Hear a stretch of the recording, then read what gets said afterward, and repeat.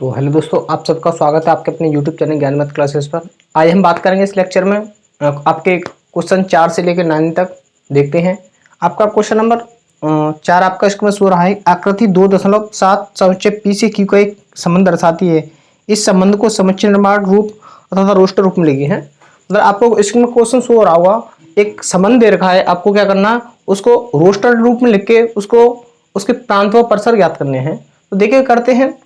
आपको जैसा कि संबंध दर्शाया गया है, आपका ये तीर आरेख कहलाता है। क्या कहलाता है आपका? ये तीर आरेख कहलाता है। तीर आरेख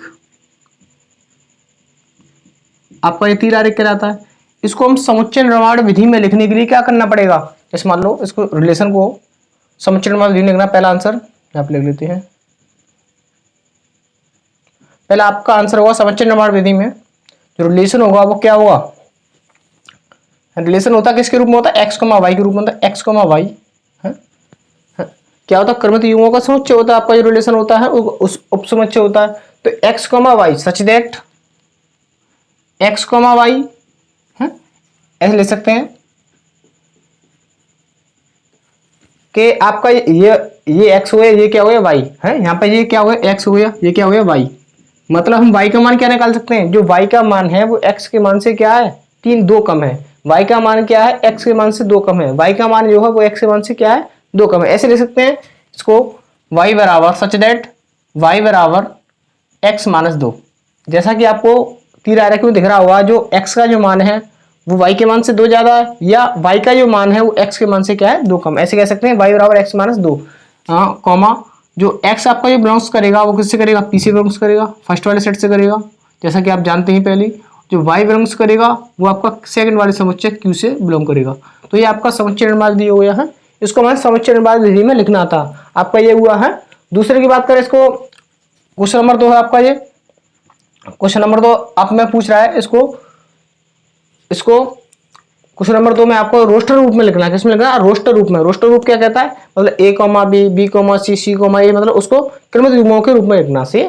तो उसको लिखते हैं आर बराबर उसका जो रोस्टर रूप होगा वो क्या होगा? एक्स कॉमा वाई के रूप में होगा है। जहां पे जो एक्स का मान लेंगे उन समीकरण में वैल्यू रख के लेंगे हैं। और क्या होगा बताओ? 5,3 होगा। क्या होगा? एक 5,3 5,3। दूसरा क्या हो सकता है? 6,4 हो सकता है। 6,4।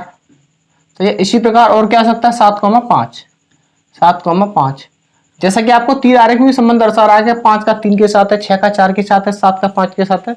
इस प्रकार आप इन संबंधों को रोस्टर रूप में भी लिख सकते हैं। और तीसरा क्वेश्चन है वो पूछ रहा है, मतलब एक ही क्वेश्चन में ये सभी चीज है वो पूछ रहा है, इसका प्रांत व परिसर ज्ञात कीजिए। आप प्रांत जानते हैं, जो संबंध होता है, संबंध दिया रखा होता है जो रोस्टर रूप में होता है, उसका जो फर्स्ट एलिमेंट होता है वही क्या कहलाता है? आपका प्रांत कहलाता है। यदि आपको तीर आरेख दे रखा है, जो पहले वाले समुच्चय के सभी अवयव होंगे वो क्या कहलाएगा? आपका प्रांत कहलाएगा। और सेकंड वाले जो समुच्चय होगा उसके जो सभी एलिमेंट होंगे क्या कहलाएगा? आपका परिसर कहलाएगा। लिख सकते हैं आप इसी प्रकार, प्रांत बराबर क्या है? 5 है।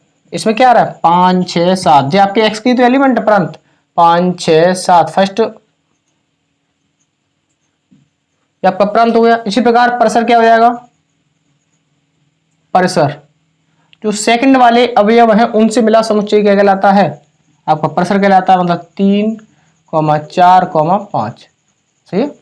तो आशा करता हूं आपको ये क्वेश्चन समझ में आया होगा। इसमें बस यही पूछ रहा था कि दिए गए तीर आरेख के संबंध को, तीर आरेख का संबंध दर्शाया गया है, उसके द्वारा आपको समुच्चय निर्माण विधि में लिखना है। हमने देखा कि आपका जो समुच्चय को जो जो संबंध होता है वो एक्स वाई के रूप में होता है। यहाँ पे हमने देखा जो वाई का मान है वो क्या है? एक्स के मान से 2 कम है। यहाँ पे जो 3 है वो क्या है? 5 से 2 ही तो कम है। इसी प्रकार हम लिख सकते हैं y बराबर x minus 2, x belongs to P और y बिलोंग्स टू क्यू। इस प्रकार लिख सकते हैं। इसी प्रकार इसका जो रोस्टर रूप लिखना होगा, रोस्टर रूप यहाँ से आप लिख सकते हैं सीधे सीधे 5,3, 6,4, 7,5। इनसे ये क्रमित युग्मों का जो समुच्चय बनेगा जो आपको रिलेशन की कंडीशन को सेटिस्फाई करेगा। मतलब रिलेशन कंडीशन क्या है? जो y का मान है वो x के मान से क्या 2 कम होना चाहिए। देखो यहाँ पे 2 अंतर है। 5 में 2 गया तो 3 गया तो 2, 6 में 4 गया तो 2, 7 में 5 गया तो 2। मतलब कंडीशन सब ये फॉलो कर रहा है। इसी प्रकार उसमें तीसरा में पूछ रहा था वो प्रांत व परिसर ज्ञात कीजिए। आपका प्रांत क्या होता है? जो फर्स्ट सेट है उसमें सभी समुच्चय जो रिलेशन की कंडीशन को सेटिस्फाई करे। 5, 6, 7 तो 5, 6, 7। परिसर क्या हुआ? 3, 4, 5 सेकंड वाले अवयवों का समुच्चय तो 3, 4, 5। आशा करता हूँ ये क्वेश्चन समझ आया होगा। इसी के साथ फिफ्थ क्वेश्चन की तरफ मूव करते हैं। फिफ्थ क्वेश्चन आपका इस प्रकार है कि मान लीजिए ए बराबर आपको एक ए समुच्चय दे रखा है और आर कॉमा ए पर A comma B such that A comma B belongs to A, संख्या ए संख्या बी को यथावत विभाजित करती है द्वारा परिभाषित एक संबंध है।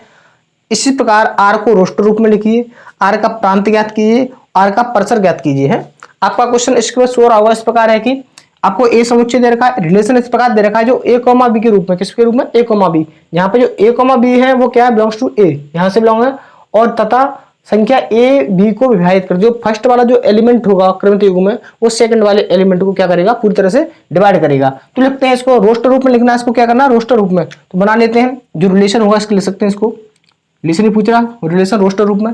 तो आर बराबर ए कॉमा बी के रूप में, किसके रूप में, ए कॉमा बी के रूप में। तो ए से ए में संबंध ज्ञात करना है, कहां से, ए से ए में हमें संबंध ऐसा ज्ञात करना है कि जिससे क्या हो, जो ए है जो पहला वाला एलिमेंट है वो सेकंड वाले एलिमेंट को विभाजित कर दे। पहला एक के साथ एक लिख सकते हैं, एक कॉमा एक। दोबारा बताता हूं, जो आपका जो समुच्चय होगा, हाँ वो क्या होगा, वो संबंध होगा वो क्या होगा, ए कॉमा बी के रूप में होगा। है तो ए का मान हमने एक मान लिया और ए से ए में संबंध पूछा तो ए का मान द्वारा एक मान लेंगे। हैं इसी प्रकार यहाँ पे लिख सकते हैं आप ए बराबर, द्वारा लिख सकते हैं, पुनः लिख सकते हैं, क्योंकि ए से ए में संबंध पूछ रहा है। ए कॉमा 2 कॉमा 3 कॉमा 4 कॉमा 5 इस प्रकार है। तो एक के साथ एक ले सकते हैं, तो हाँ हम चेक करेंगे ये इसको विभाजित कर रहा, हाँ करेगा। है इसी प्रकार हम एक के साथ और क्या ले सकते हैं, एक के साथ 2 ले सकते हैं, हाँ ले सकते हैं। मतलब एक के साथ हम सभी अवयवों को ले सकते हैं, क्योंकि एक सभी संख्या को पूर्णतः विभाजित करता है। 1 कॉमा 2 हो जाएगा, इसी प्रकार आपका 1 कॉमा 3 हो जाएगा, 1 कॉमा 4 हो जाएगा। इसमें 5 नहीं है, सॉरी इसमें 5 नहीं है, 6 है, 4 5 नहीं है, 6 है। तो 1 कॉमा 4 हो जाएगा, इसी प्रकार 1 कॉमा 5 नहीं होगा, 6 हो जाएगा। है तो ये तो फर्स्ट वाले जो हमने एक के रिगार्डिंग हो जाएगी। अब लिखते हैं 2 का, 2 का एक के साथ हो जाएगा। है 2, अब 2 लेना है आपको, 2 का एक के साथ होगा क्या, 2 एक को विभाजित करेगा, नहीं करेगा, हाँ 2 कॉमा 2 हो जाएगा, क्योंकि 2 को विभाजित करेगी। इसी प्रकार 2 का 3 के साथ नहीं होगा, 2 का 4 के साथ हो जाएगा, क्योंकि 2 4 को विभाजित करेगी। इसी प्रकार 2 5 के साथ 6 के साथ हो जाएगा, 2 कॉमा 6। अब ये 2 की बात हुई। इसी प्रकार 3 को पकड़ते हैं, 1 3 हो जाएगा, क्या 3 1 को विभाजित करेगा, नहीं करेगा, 2 को नहीं करेगा, हाँ 3 को कर देगा। तो क्या आएगा बताओ, 3 कॉमा 3 हो जाएगा। मतलब जो खुद एलिमेंट है वो खुद को डिवाइड पूरी तरह से करता है, आप ये जानते भी हैं। तो 3 कॉमा 3 हो गया, और 3 कॉमा 4 नहीं होगा, क्योंकि 3 4 को विभाजित नहीं करता। 3 कॉमा 6 हो जाएगा, क्योंकि 3 6 को विभाजित करता है। अब आगे कोई एलिमेंट नहीं। इसी प्रकार अब 4 को लेंगे, 4 को क्या कर सकते हैं, 4 1 को विभाजित नहीं करेगा, 2 को नहीं करेगा, 3 को नहीं करेगा, 4 को करेगा, तो 4 कॉमा 4। इसी प्रकार 4 कॉमा 6 कुछ नहीं कर सकते। अब और क्या ले सकते हैं बताओ। अब 4 के बाद हम 6 को एलिमेंट लेंगे, 6 किसी को नहीं करेगा, केवल और केवल 6 को करेगा, स्वयं को करेगा विभाजित। तो ऐसे क्रमित जमों से बनाई समुच्चय क्या कहलाएगा, आपका संबंध कहलाएगा। हाँ जो रिलेशन की कंडीशन को सेटिस्फाई करेगा। हाँ दो रिलेशन कंडीशन सेटिस्फाई कर रहा है, क्या ए बी को विभाजित कर रहा है, हाँ कर रहा है, ये इसको विभाजित कर रहा है, ये इसको। इसी प्रकार ये सभी क्या है, पहला वाला एलिमेंट सेकंड वाले एलिमेंट को विभाजित कर रहा है। तो इसको रोस्टर रूप में लिखना था, वो इस प्रकार होगा। है तो इसका और भी क्वेश्चन पूछ रहा है कि आर का प्रांत ज्ञात कीजिए। हाँ आर का प्रांत निकाल लेते हैं, प्रांत आर का प्रांत होगा वो क्या होगा, मैंने बताया जो प्रांत होता है वो क्या होता है, जो संबंध दिए रखे होते हैं उनका जो फर्स्ट एलिमेंट होता है उनसे बना समुच्चय क्या कहलाता है, प्रांत कहलाता है। जैसे मान लो 1 आ रहा है इसमें, इसी प्रकार इसमें 2 आ रहा है, 2 के बाद क्या आ रहा है, 3 आ रहा है, 3 के बाद 4, 4 के बाद 6, ये आपका प्रांत हो गया। इसी प्रकार आप परसर भी निकाल सकते हैं। इसमें परसर आपका जो परसर होगा वो क्या होगा, परसर क्या होता है, जो सेकंड वाले एलिमेंट होता है उनसे बना समुच्चय क्या कहलाता है, आपका परसर होता है। तो परसर 1 2 3 4 6, 1 2 3 4 6 और फिर 2 आ रहा है, 4 आ रहा है, मतलब इसको रिपीट नहीं करेंगे। तो आप देख रहे होंगे जो परसर है वो प्रांत है वो क्या है, समान आया आपका। है तो ये आपका 5th क्वेश्चन हुआ। इसी के साथ 6th क्वेश्चन की तरफ मूव करते हैं। 6th क्वेश्चन आपका इस प्रकार है कि जो आपका जो एक रिलेशन दे रखा है वो क्या है, x, x+5 के रूप में दे रखा है। मतलब जो पहला है, जो पहले वाला जो एलिमेंट है वो क्या x है, सेकंड वाला एलिमेंट क्या है, पहले वाले एलिमेंट से 5 ज्यादा है। तो x, x+5 है, such that x belongs to 0, 1, 2, 3, 4, 5 द्वारा परिभाषित संबंध r के प्रांत व परसर ज्ञात कीजिए। है तो उसके प्रांत व परसर हम तब ज्ञात करेंगे अब जब आपका जो संबंध आपको समुच्चय में दे रखा है, जब संबंध आपको रोस्टर रूप में लिखा हो। है इसको रोस्टर रूप में लिखते हैं। इसका रोस्टर रूप क्या होगा, रोस्टर रूप। रोस्टर रूप में मतलब आज जो संबंध होगा वो क्या होगा, मतलब पहला एलिमेंट है वो x है, तो पहला मान एक रखते हैं, पहले क्या रखें, जो x बिलोंग्स कर रहा है x का मान कहां से लेना हम, यह संबंध दे रखा है x बिलोंग्स टू 0, 1 से लेकर 5 तक गिनती लिखनी है। तो x का मान हम जब जीरो लें, जब जीरो लेंगे तो x का मान क्या आएगा, 5 आ जाएगा, मतलब 0 + 5 0 हो जाएगा। जब x का मान हम एक क्या लेंगे, एक लेंगे, जब एक लेंगे तो क्या होगा, 1 और 5 6 हो जाएगा, 1,6। इसी प्रकार 2 लेंगे तो 2,5, 2 5 में ऐड करोगे 2,7, 5 ऐड करने मतलब 3 और 5 8, 3,8। इसी प्रकार 4 5 9, 5 5 10 हो गया। शायद आपका यहीं तक 5 तक है तो यहां तक हो गया। तो ये क्या गया आपका रोस्टर रूप हो गया। अब रोस्टर रूप आपके पास जब पता हो तो उसको हम प्रांत व परिसर भी ज्ञात कर सकते हैं। तो प्रांत क्या होगा आप जान सकते हैं, प्रांत बराबर जो फर्स्ट वाले एलिमेंट है उनसे बना समुच्चय, मतलब 0 1 2 3 4 5, 0, 1, 2, 3, 4, 5, ये हो गया। इसी प्रकार आपका ये परिसर होगा वो क्या होगा,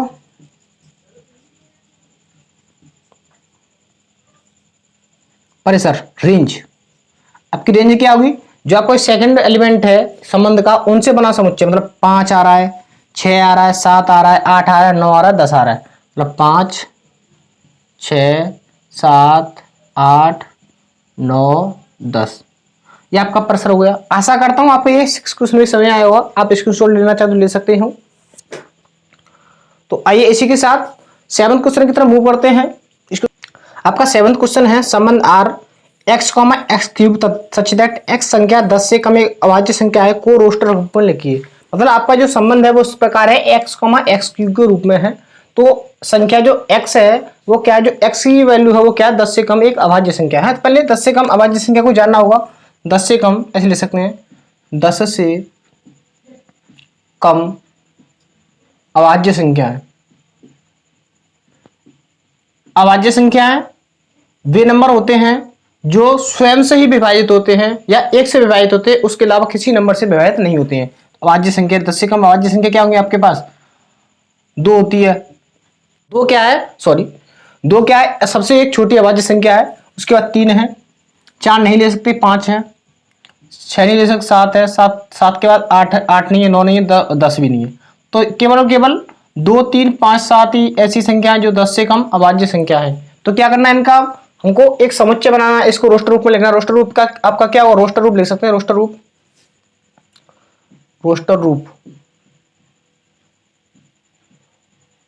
रोस्टर रूप क्या होगा, संबंध आर निकालना है हमें किसके रूप में, x को मान, x की वैल्यू हम 2 रखते हैं। पहले जब 2 रखेंगे यहाँ पे तो हमें 2 का क्यूब करना पड़ेगा, यहाँ पर 2 का क्यूब 8 हो गया, ये हो गया। इसी प्रकार जब हम 3 रखेंगे तो 3 का क्यूब 27 हो जाएगा। इसी प्रकार हम यहाँ पे 5 रखेंगे तो क्या आएगा, 5 का क्यूब 125 हो जाएगा। इसी प्रकार हम जब 7 रखेंगे 7 का क्यूब 343 हो जाएगा। तो आपका ये रोस्टर रूप पूछा था केवल, तो आपका रोस्टर इस प्रकार होगा है। आशा करता हूं आपको ये क्वेश्चन समझ आया होगा।